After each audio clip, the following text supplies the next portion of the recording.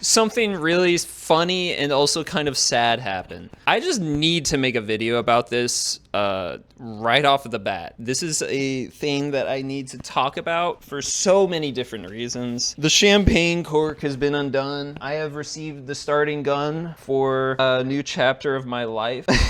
You know, the important thing is just to laugh. So I have had, like many of you, drama within my family over the course of my life. I was born in 1993. In 2004, my mom had a stroke. In 2013, August 20th, she passed away. It's horrible, tragic. It was also a very long time ago. She wouldn't want us crying. She wouldn't want us like being sad, you know? My mom was my best friend. She was a lovely person. She loved to throw parties. She loved to, she loved to plan vacations. She took us to the Pacific Northwest. She took us to the American Southwest. We went on a trip to Ireland. We did all sorts of wonderful things at her initiative. And then there was my dad. How do I even begin? Oh shit, dude. I have been dealing with this family drama for the past, my entire life. It's very difficult to know where to begin. I guess I can just describe my experience. I've dealt with a lot of pain. When I was a kid, when I was an adolescent, I was in a lot of pain. I used to have pain. I used to have so much guilt. And I wonder, why am I so bad? Why am I such a bad kid? Why am I such a fuck up? Why am I so lazy? Why can't I do anything right? And my mom would listen to me talk, you know? She would, if I was bothered by something, she would pull me aside and sit me down, look me in the eyes and say, tell me what's wrong, what's going on. And then she and I would hash something out, which is what I mean when I say that she was my best friend. If I ever went to my dad with an issue, he would just say, well, I don't know what to tell you about that. And then my first therapist who I had used to always say, he's just a dad, right? Because it's like, you know, he's a man, which means that he's unemotional. Like, you know, you're not expected. Hold on. What kind of rational person would expect a male boomer to be able to deal with emotional complexity at all in the slightest, you know? That's my fault. It's my fault for expecting my other parent, my one surviving parent, to be able to receive and hear and validate my emotions at all, ever. And then there is my older sibling. Oh boy! Have you ever seen The Curse with Nathan Fielder? I don't need to say, my older sibling is literally Nathan Fielder's character from The Curse. I don't need to say anything else. He would scream at me in private. He would call me names. He would start arguments with me. He would trap me in the passenger seat of a car. This would happen there are so many incidents that I used to think of as arguments, which as I gave up, and that's what happened, is I gave up over the course of 29 years and 11 months with this guy. I slowly gave up after losing the will to continue to advocate for myself, to continue to put up any kind of resistance, to have any thoughts of my own was in relationship to the family structure was beyond my capacity to even imagine. That's how emotionally beaten down I had been by these people. So early May of 2023, because I was 29 years and 11 months old. Now, so these arguments, quote unquote arguments that I would have with my older sibling, who was 2 years older than me, would largely consist of him being alone with me, finding a thing to criticize me about, not being happy with my response, criticizing me further. No matter what I said, it was never enough. He needed me to acknowledge that I had done something wrong, but he would never tell me how I could acknowledge that I would do something wrong. And he just wouldn't stop. He would go on and on and on. I just don't know why you have to be so negative. You're like a dark cloud hanging over everything. I don't understand why you have to be so why are you so this, that, or the other thing? Why are you so fucked up? He would take something that he knew I was feeling insecure about at that moment. For instance, there was one time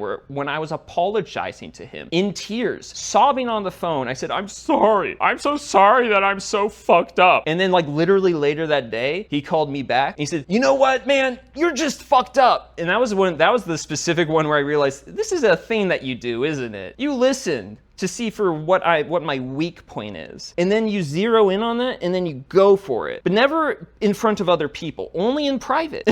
They would only ever do this when nobody else was around. Which brings me to the car incident. And this is something that I have gone over many times before. Now, I have recently, as of the start of this year, ceased to speak to the rest of my family, not because I have any anger towards them. I have no anger towards these people at all anymore. Maybe sometimes, but not right now. now, you know, and the goal is to forgive everyone for everything, you know? Forgive everyone for everything or go to hell. That's what I say. So I am going to pull up a message that I sent to my grandmother recently. Okay, so here is the play-by-play of the car incident with my brother in early May of 2023. I will start here. When I say that I experienced abuse, I am not describing ordinary childhood conflict or a family that was merely imperfect. I am describing a pattern of being screamed at, demeaned, intimidated, and on one occasion physically assaulted by my brother. I'm not going to use his name. What has been especially painful throughout this whole affair is that I still have not heard anyone in the family acknowledge even the possibility that some of my brother's behavior toward me was wrong or inappropriate, which is a running theme throughout my life. My brother never apologized to me for anything ever at all. Period. He never said, I am sorry, I should not have done that. That was wrong. I would take it back if I could. The only times he ever apologized to me was when he punched me in the face so hard that it swelled up and he yelled, I'm sorry, from the bottom of the stairs through my closed door. And that was it. And then later on like 3 occasions, he told me, you deserve to get punched anyways. And then he recently said, I'm sorry for what I'm describing here, the car incident, but I'll get to that. I also have not received any assurance that my boundary about not being pressured to reconnect with him will be respected. I am not asking for you to stop loving him, choose between family members, or punish anyone. I am asking you to understand that I have a reason for needing distance from someone whose behavior caused me significant harm. The incident that ultimately caused me to stop speaking with my brother was not a normal disagreement where both of us simply lost our tempers. It was an incident where even now I still do not know what I supposedly did that warranted his reaction. He picked me up for work about 20 minutes late. I did not criticize him or say anything negative to him. He was already visibly upset and had been complaining about a conflict he was having with another family member. We talked normally for several minutes and he brought up a job I had gone on in South Dakota that he knew I had not enjoyed. I responded with humor and criticism of my own experience there, as I had many times before. He used that as an opportunity to begin telling me that there was something wrong with my attitude. He said that I was negative, that I hated people, and that I treated others badly. Because I had experienced this kind of interaction throughout my life, I recognized the pattern and tried not to escalate it. I stopped defending myself and repeatedly said only okay for approximately 10 minutes. That was essentially the only thing I said to him. I was not trying to argue with him. I was trying to end the conflict. It did not end. I eventually began asking him to stop. I told him that I understood what he was saying, that I was sorry I had upset him, that I simply wanted to go to work and to have a good day. I told him I did not even care about the original subject anymore. I only wanted the interaction to end. He continued. He could not tell me specifically what I had done that required this level of anger. Instead, I continued hearing general accusations about my personality and character. I reached a point where I told him that if he would not stop, I would ask him to turn the car around and take me home. He continued. Eventually, I raised my voice and told him to turn the car around. I regret yelling. I wish I had handled that moment differently. But his response was not a normal reaction to someone losing their temper. He immediately began screaming at me. For the rest of the drive, he screamed at me while I again returned to saying only okay, okay, okay. He called me a wildcat, told me to stop ascribing malevolence to him, screamed that he was not the devil, which I'm just going to throw this in here. Sounds like something the devil would say, doesn't it? Called me an ungrateful bastard and referred to helping me get that job that we were going on as a pity job. The part that has stayed with me the most was not even the things he said. It was the fact that I could not end the interaction. I told him I wanted him to stop the car and let me out. He refused. I asked again. He refused again. This continued repeatedly while he was driving. I asked him many times to let me leave, and he continued saying no. Only after I took out my phone and began recording did he finally allow me to get out of the vehicle. Even then, he said he was doing so because he was worried I would call the police. So yeah, I want to just pause here and say yes, there was a moment in this interaction where I was trapped in this dude's passenger vehicle going 50 miles down a winding road, and I was just saying, let me out of the car. And he said no. And I said, let me out of the car. He said no. Let me out. No. Let me out. No. Let me out. No. Let me out. No. He was sitting like this. He was sitting like this, and he was like, no, no, no, no. I was like, what the fuck do I do about this? Like, I was just like, am I about to die? Like, Anyways. Oh, jeez. And when he said that it was so, when I started recording him, I said, I am recording you now, let me out of the car. And he just didn't say, didn't say anything. Let me out. He didn't say anything. And I said, let me out a third time while recording. He was like, okay, just so you don't call the police or some shit. Like that was a crazy thing. Like I could have called the police, probably. I probably could have called the police on him, and it would have been the rational thing to do at that point. Like I kind of felt like I was being kidnapped at that point. Because we weren't even going to the original destination anymore.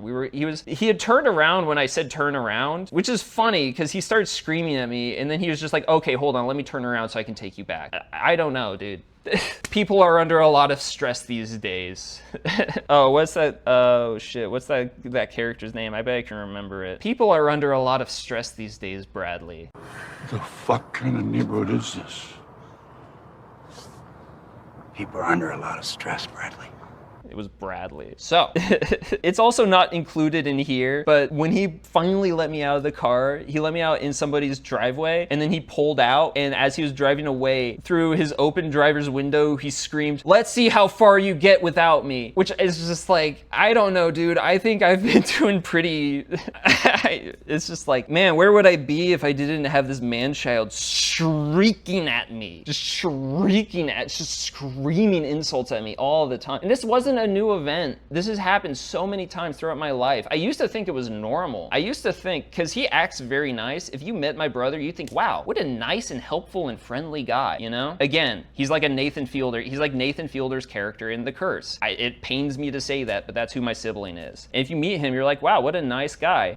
Kind of odd, but you know, nothing wrong with that. And then you see him get angry and you realize that he has like enough rage to light up Las Vegas Strip, you know? But anyways, I walked approximately 5 miles back to my apartment. That incident was not an isolated disagreement. It represented a pattern that I had experienced for years. Once my brother became angry, I felt unable to express myself, unable to set boundaries, and unable to end the interaction. Afterward, the attempts to reconcile followed a similar pattern. There was a desire to patch things up, but not an acknowledgement of what had happened. When I went to retrieve my belongings from his home, he helped me load them and then, without addressing the incident, simply opened his arms and said, come on. He said, come on, let's bring it in with a hug. Let's patch things up. Come on, let's bring things in. Let's bring it in and patch things up. He had this big smile on his face, you know? He had this big smile on his face like he had won an argument just by waiting me out, which is what he always did. He would do this to me. I would keep distance from him, and then he would just wait for me to come back, and he'd just be like, oh, I'm entitled to this person being in my life. And it's like, no, you're not. No, you're not.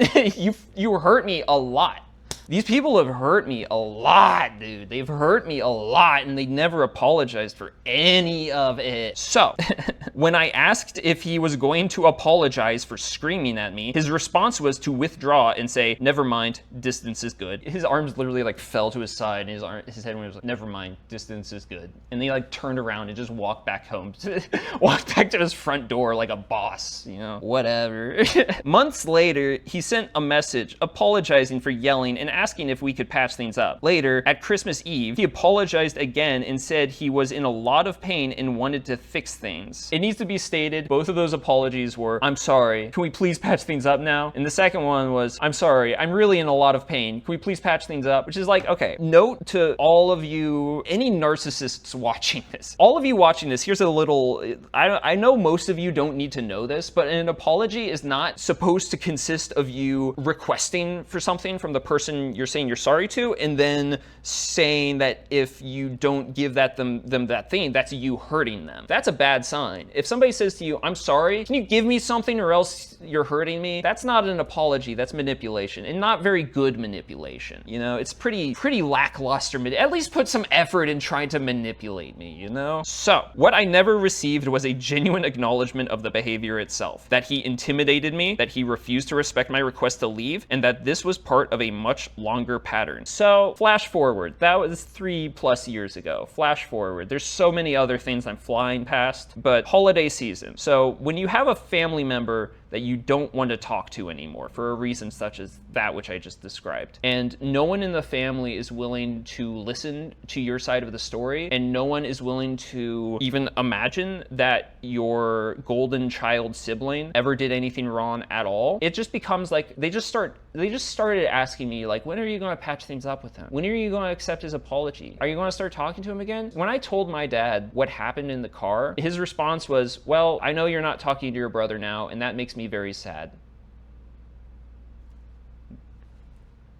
That was it. It was like, okay, it makes you sad. All right, cool. I'm sad too. I guess, all right, my sadness doesn't matter. My sadness is not the same value, the same basic human value as your sadness. Thanks for telling me that you're sad about me being abused. Awesome. So anyways, most recent holiday season, Thanksgiving, Christmas, 2025. Hold on. I love my family. I want to say this. Family matters to me. It matters a lot. I've done a lot of acid. And on my acid trips, I've had visions of the tree of life from the Northmen or some shit, where I'm like, whoa, your family is like the chain that bonds you to the dawn of time itself. It's the lineage of life and choices and fate that results in the synthesis of you as an individual. And that carries you a long way in terms of being able to accept people for their genuinely malignant flaws.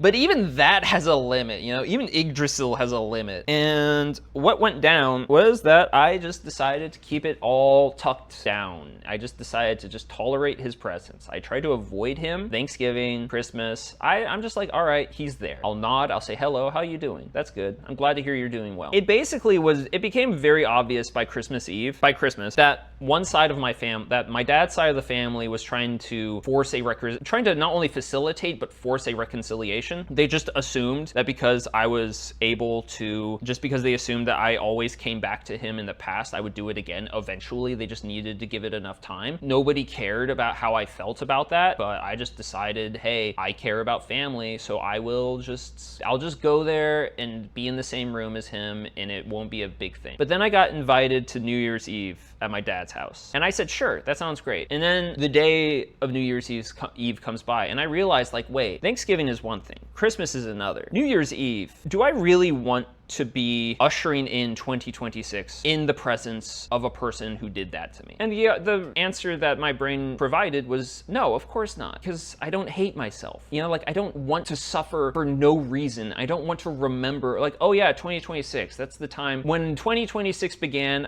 Like, you remember where you were. If you're in specific locations for New Year's Eve, you remember where you were. And I did not want to remember that I had compromised my own sense of, like, personal security and self-respect in that way. So I just simply called my dad and ring, hey dad, is my brother going to be there tonight?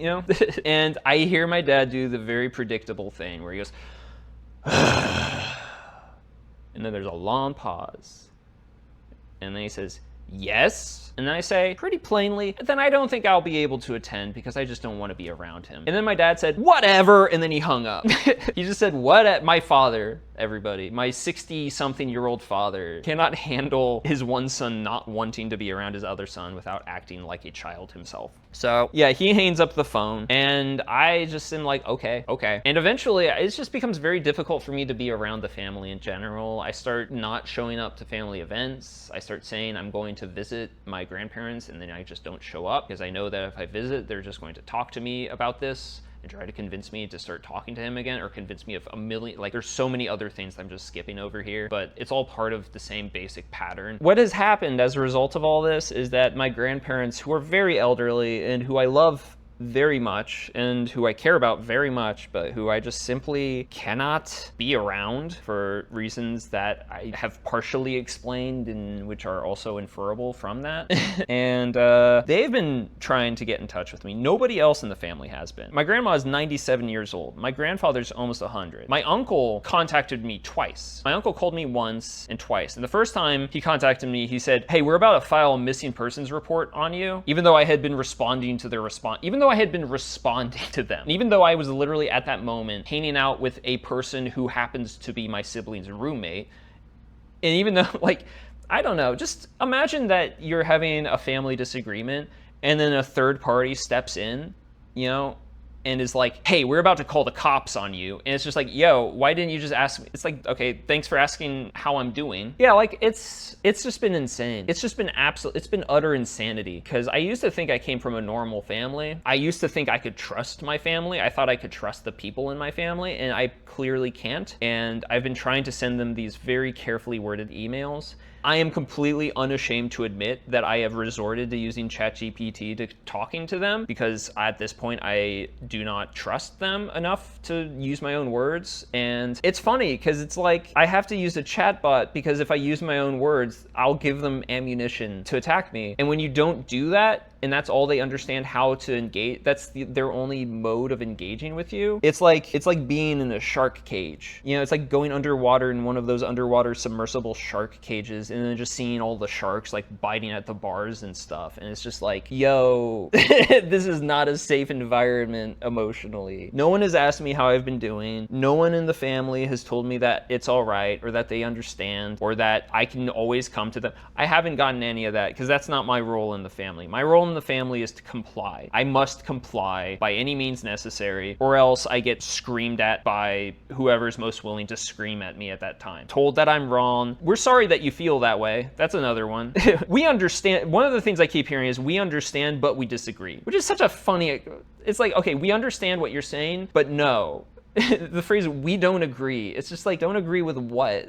You don't agree with what? What don't you agree with? But yeah, man. So I just got this message, which brings me to today. It is now August 21st. I got a message from my dad. Hold on one sec. So on August 20th, the 13th anniversary of my mom's death, my father messages me. Okay, first of all, I should explain. Aside from my grandparents messaging me and calling me and leaving voice messages, my dad has been leaving voice messages. He's probably left about 12 voice messages in the last 8 months, averaging about 10 seconds in length. And let me imitate what his message is. Hello, Ben.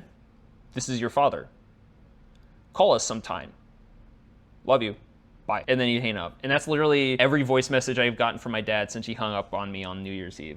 Not acknowledging that anything was wrong at all. Around my birthday, I was born on May 22nd. My brother was born earlier in the same month. On my brother's birthday, I got a voice message from my dad while I'm driving. And he said in this voice message, Ben, I'm having a birthday party for you and your brother on Monday, which was in 2 days. Because he was proposing a birthday party for both me and the sibling I was not talking to, that he knew I was not talking to. That was 2 days after my brother's birthday, but 12 days before mine. What a loving gesture, right? What a totally not... I just don't understand what normal person could think that like, I just don't understand what the goal is there, other than to, like, fuck with my head.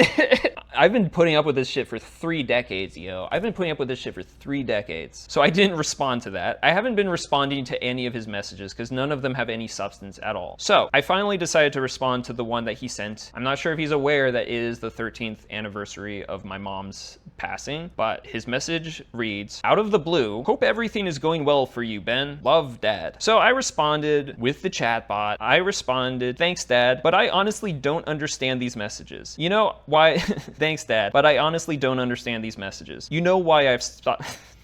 This is difficult now. This is getting difficult because it's dramatic. Thanks, Dad, but I honestly don't understand these messages. You know why I've stopped speaking to you, yet every time you contact me, you avoid the subject entirely and write as though everything is normal. I don't understand what we're accomplishing. I don't understand what we're accomplishing by communicating as though nothing happened. So then he responded in the same day, I do not know for certain why you stopped speaking to me, because you stopped speaking to me. As soon as I read that, I'm like, oh man, I remember how could I have forgotten that clever charm? Oh, damn, it's so simple. The answer is in the question. How could I be so silly? Why? Of course he doesn't know why I stopped speaking to him, because I never told him. He never asked, but can you blame him? I can assume that it's because I hung up on you on New Year's Eve, but I am uncertain. Can you clarify?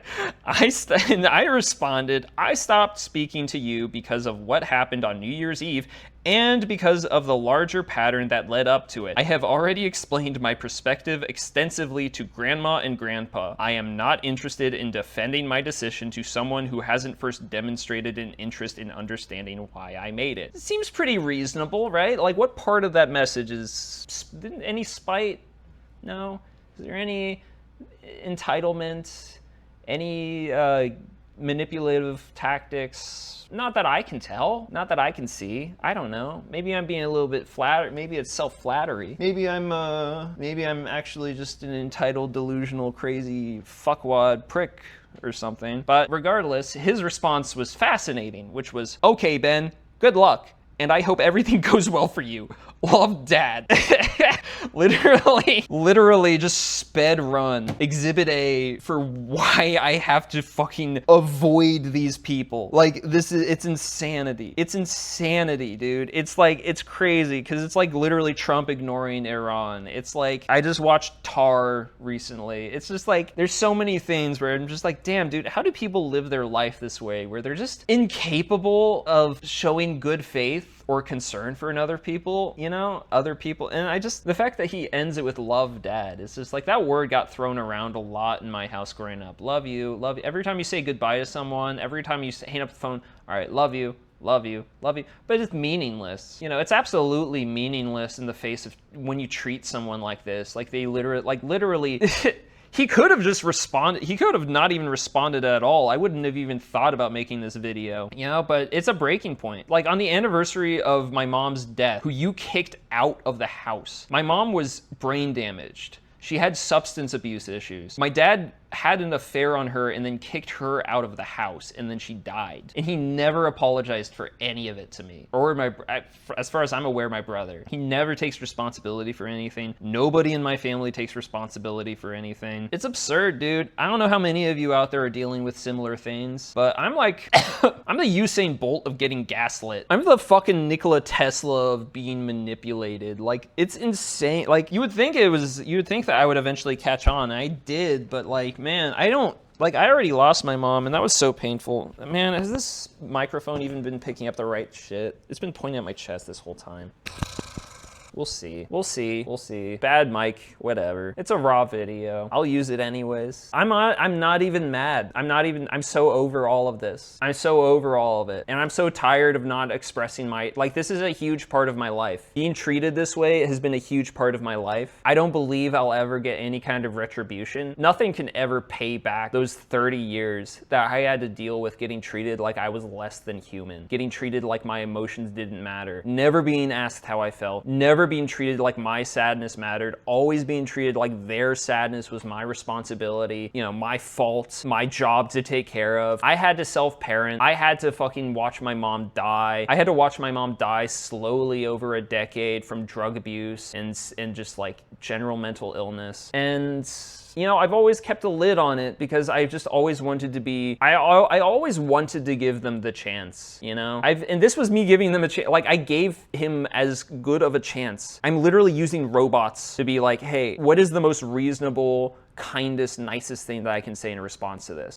I asked the chatbot, like, what do I even say to this? And it's like, there's not really anything you can say. It's just like, your best option is just to say nothing at this point. Which, I mean, hey, maybe I have the fucking AI psychosis or something, but I hate to admit it, the chatbot's making more sense than a lot of the actual people in my life right now. So, if you have parents who don't do this to you, hug them for me. Because mine didn't not do it for me. They did do this to me, and it was hell. I am 33 years old. I am in the best place of my life right now. I have crawled out of hell. Being in a house with these people was hell. It was hell, and I don't regret saying it. I don't regret saying it on my YouTube channel.